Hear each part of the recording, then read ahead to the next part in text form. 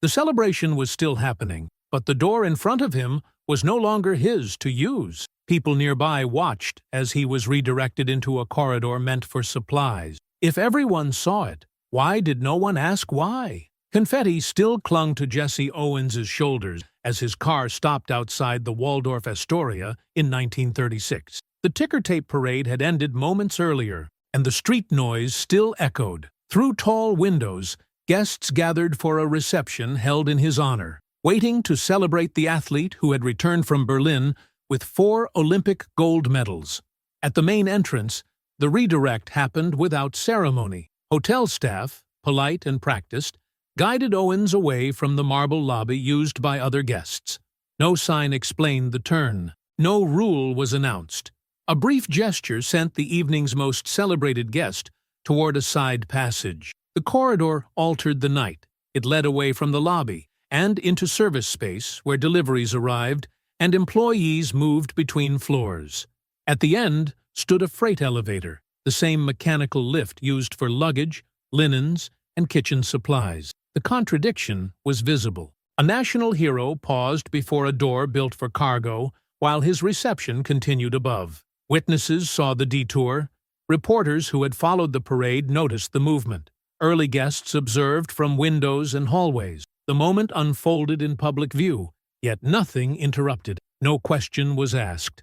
No objection followed. Documented accounts suggest Owens did not protest the arrangement. Records do not indicate that he demanded entry through the front lobby or challenged the direction given. He stepped into the freight elevator because it was the path offered. The doors closed.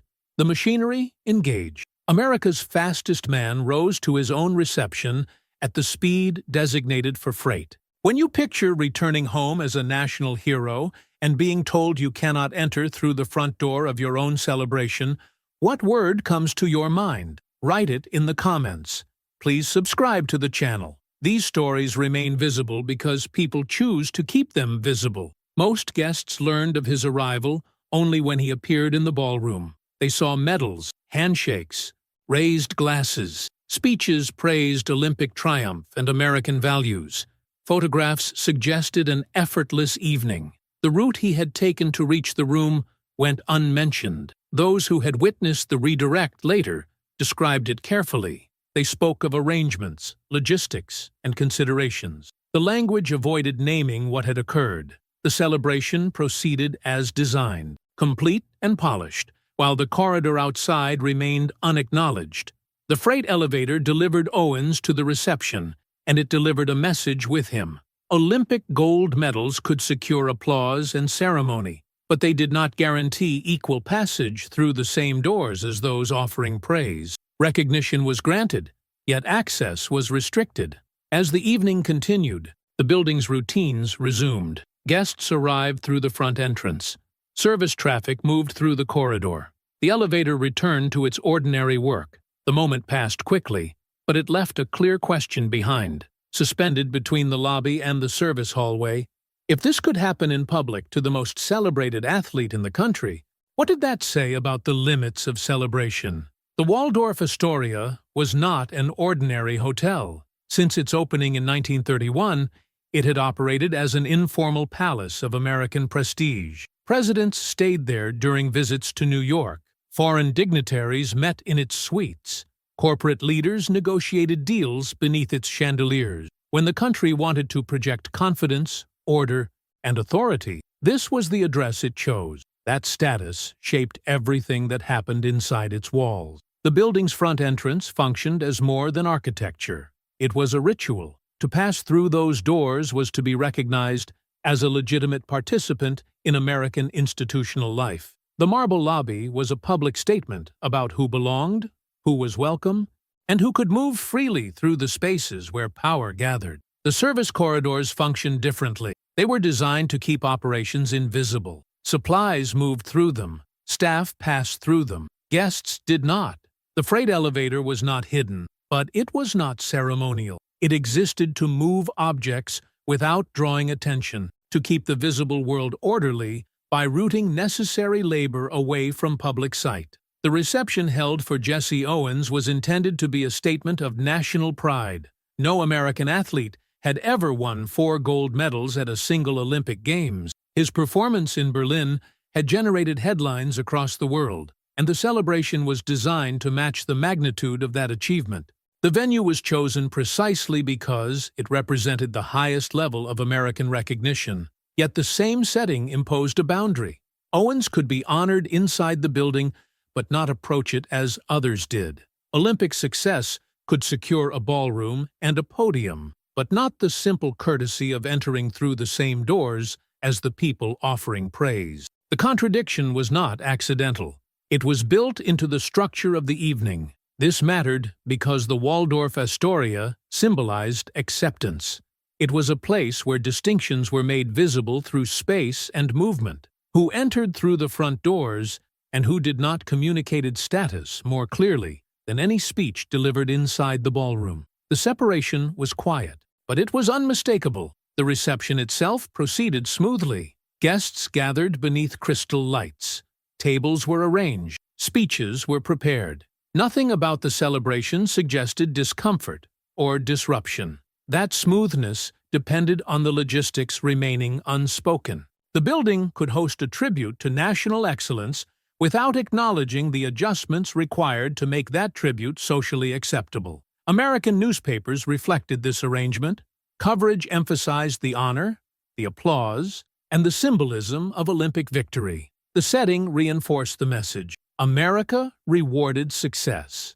What the coverage did not explain was how carefully the setting managed visibility and how easily admiration could coexist with restriction. The freight elevator mattered because it revealed the limits of recognition. In the nation's most prestigious hotel, the boundaries of inclusion were enforced without argument or explanation. The building did not deny Owens's achievement. It contained it. The celebration acknowledged his success while preserving the rituals that governed access to institutional space. The question raised by the location was not about the reception's sincerity. Many people in that room genuinely admired what Owens had accomplished. The question was why admiration required separation at the threshold, why the honor began only after a detour, why the building that symbolized American prestige could celebrate excellence while quietly defining where that excellence was allowed to pass. American newspapers covered the reception extensively. Reports described speeches, applause, and the presence of civic leaders. Photographs showed raised glasses, medals catching light, and a smiling champion framed by chandeliers. The public record captured celebration with precision. What the coverage did not capture was arrival. No article mentioned a service corridor. No caption named a freight elevator. The route between street and ballroom disappeared from print, even though witnesses had seen it unfold minutes earlier. This absence mattered. By recording the ceremony and omitting the approach, the press allowed 2 versions of the same night to coexist. One version showed honor without complication, the other required quiet logistics that no one explained. Witnesses were not scarce. Reporters had followed the parade route and entered the hotel with guests. Early attendees saw the redirect from windows and hallways. Staff noticed the movement. The moment was visible, yet it was treated as peripheral to the story. Language helped make it peripheral. When the detour was referenced at all, it appeared as arrangements, considerations, or security. These words suggested routine rather than exclusion. They transformed a visible separation into an administrative detail. Editors made choices. Column space favored speeches over thresholds. Photographs favored podiums over corridors. The result was not fabrication, but selection. What remained unseen in print became easier to forget.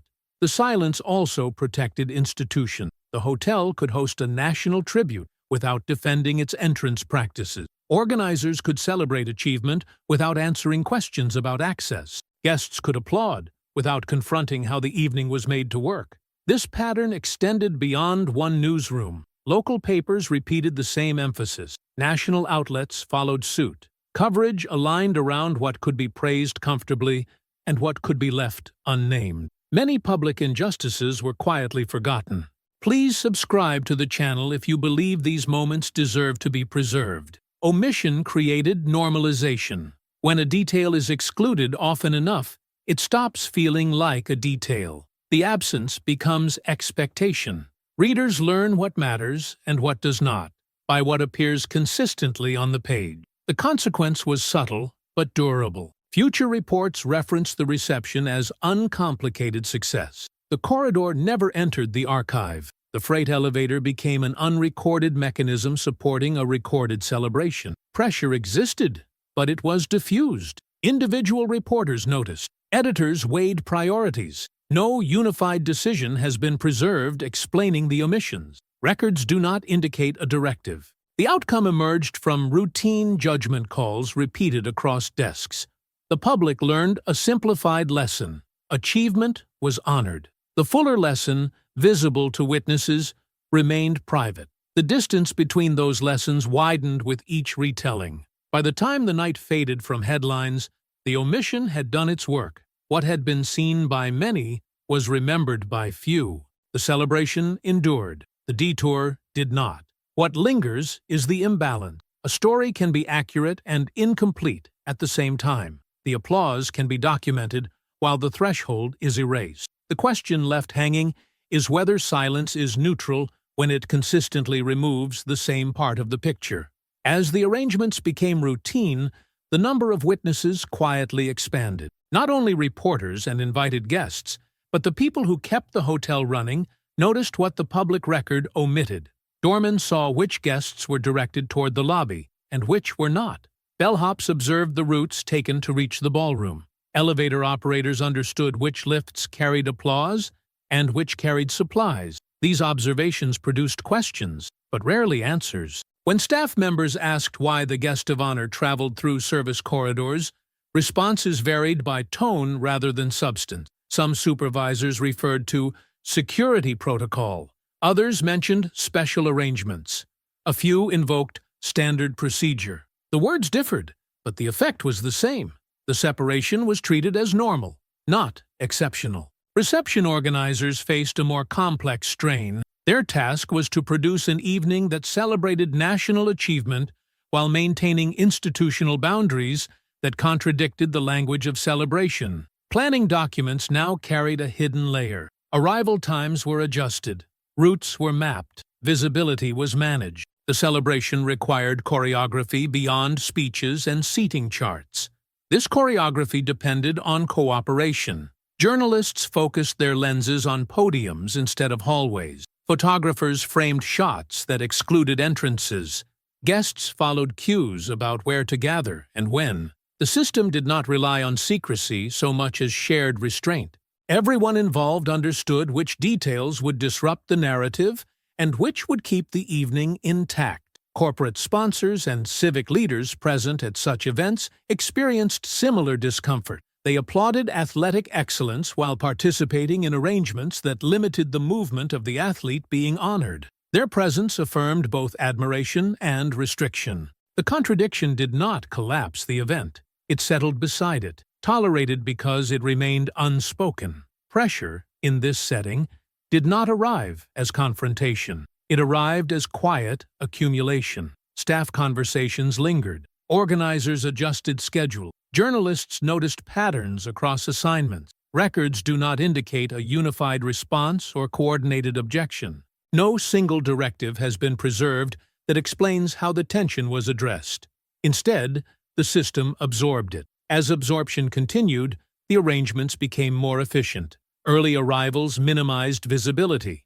Alternate corridors reduced chance encounters. Private entrances avoided obvious separation while preserving the boundary. Each adjustment smoothed operations without challenging purpose. The more professional the system became, the less remarkable it appeared. Witnesses adapted. Some guests positioned themselves away from service areas. Others arrived after the guest of honor had already been routed inside. Staff developed informal rules about what not to discuss.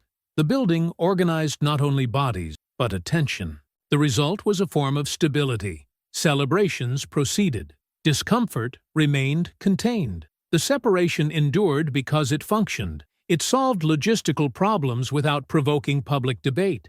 It allowed institutions to host honors without revisiting the assumptions embedded in their spaces. What intensified was not outrage, but normalization. Each successful event reinforced the idea that this was how things were handled. The system did not announce itself. It repeated itself, and repetition made it durable. The unresolved tension lay in that durability.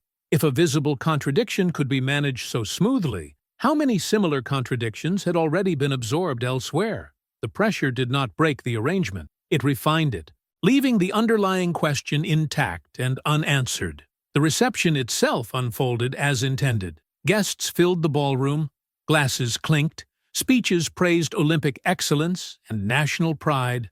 Applause rose on cue, and the evening appeared successful by every visible measure. The event did what it was designed to do. It honored achievement without disturbance. That smoothness was the fragile moment.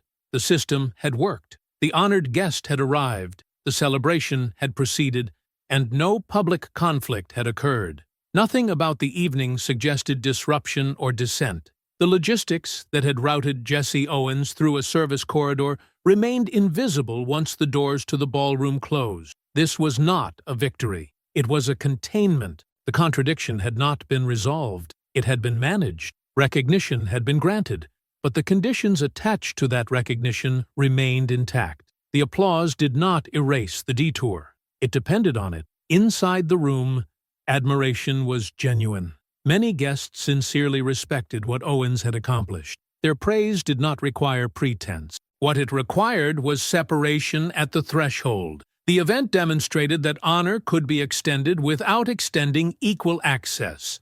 The system did not deny excellence. It limited how that excellence moved. The fragility lay in how easily the arrangement could collapse if named. Had the route been discussed openly, the evening would have changed character. Questions would have followed. Explanations would have been required. The celebration depended on silence to preserve its form. Records do not indicate that any institutional acknowledgement followed the reception. No statement clarified the entrance decision. No explanation was offered to the public. The moment passed as a completed success, recorded in photographs and headlines that emphasized achievement while omitting approach. The freight elevator returned to its ordinary function. Supplies moved. Staff worked. Guests departed through the main entrance. The building resumed its routine as if nothing unusual had occurred. The system's effectiveness was measured by how quickly the event could be absorbed and forgotten. This absorption created the illusion of closure. The reception ended. The city moved on. But the conditions that shaped the evening did not change. The separation remained available for reuse. The procedures remained intact. The moment's success reinforced the idea that no adjustment was necessary. The fragility also lay in its dependence on cooperation. It required guests not to ask questions, journalists not to write certain details, organizers not to address logistics publicly, and staff not to discuss what they had seen. Each role played its part. None acted heroically. None needed to. The celebration's completion demonstrated how institutional systems sustain themselves. They do not require endorsement, they require compliance. The freight elevator did not need defense. It needed routine use. The corridor did not need explanation. It needed silence. In that sense, the evening clarified the limits of recognition. Achievement could be acknowledged fully within a controlled environment, while equality remained outside the scope of the event. The system proved capable of honoring without accommodating, praising without including, celebrating without changing. The fragile moment ended without incident. There was no confrontation to record, no policy to cite, no decision to preserve. What remained was the realization that nothing about the system had been tested. The event had passed smoothly because it had not been challenged. That smoothness is what makes the moment instructive. It shows how easily public recognition can coexist with private restriction. The absence of conflict does not signal justice. It signals that the arrangement functioned as intended. No official explanation followed the reception.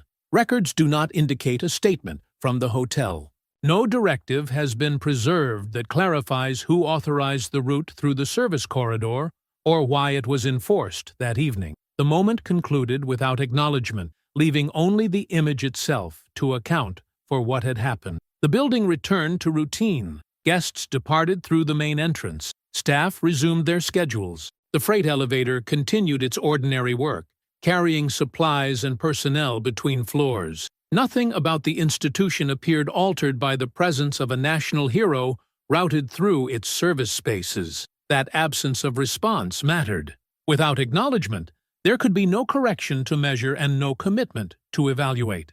The event was allowed to settle into memory as a celebration, rather than as a contradiction that demanded explanation. What was left unresolved became easier to overlook. The reception photographs endured. They circulated as evidence of recognition and national pride. The corridor did not appear in the archive. The elevator did not enter captions or headlines. The threshold between public honor and restricted access remained unnamed. This imbalance shaped how the evening would be remembered. Celebration is easy to preserve. Detours are easy to omit. Over time, the record favors what fits comfortably within institutional narrative. The parts that complicate those narratives require deliberate effort to remain visible. The freight elevator posed a question without speaking. If achievement could be celebrated without equal access, what did recognition actually mean? The silence that followed suggested that the system did not consider the question urgent. The absence of conflict was treated as resolution, even though nothing had been resolved. What endured was the contradiction itself. A nation capable of cheering in the street could redirect at the door. An institution capable of hosting honor could deny ordinary passage. These capacities coexisted without explanation because they had been designed to do so. The unresolved nature of the moment is what gives it weight. There was no reversal to celebrate, no apology to record, no policy change to cite. The event concluded cleanly precisely because it avoided confrontation. The clarity came not from action, but from restraint. In time, physical spaces change. Renovations replace machinery. Corridors are repurposed. The freight elevator that carried the guest of honor would eventually be removed through routine updates, not recognition. No plaque would explain its role. No institutional memory would attach meaning to its use. But the question it carried does not depend on hardware. It depends on thresholds: who is welcomed publicly and who is routed privately, who is celebrated visibly and who must navigate invisibly. These distinctions persist, even when the specific mechanisms disappear. The moment at the Waldorf Astoria remains instructive because it ended without drama. It shows how easily a public injustice can be absorbed when it is managed quietly and left unnamed. The system did not need to defend itself. It simply continued. His footsteps remain, even when his name was almost forgotten. Please subscribe to the channel to help preserve the next story. What lingers is the space between the lobby and the corridor, between applause and access. The encounter did not produce change. It produced clarity, and clarity, when preserved, becomes a record of what was accepted at the time. The unanswered question remains intact because it was never addressed.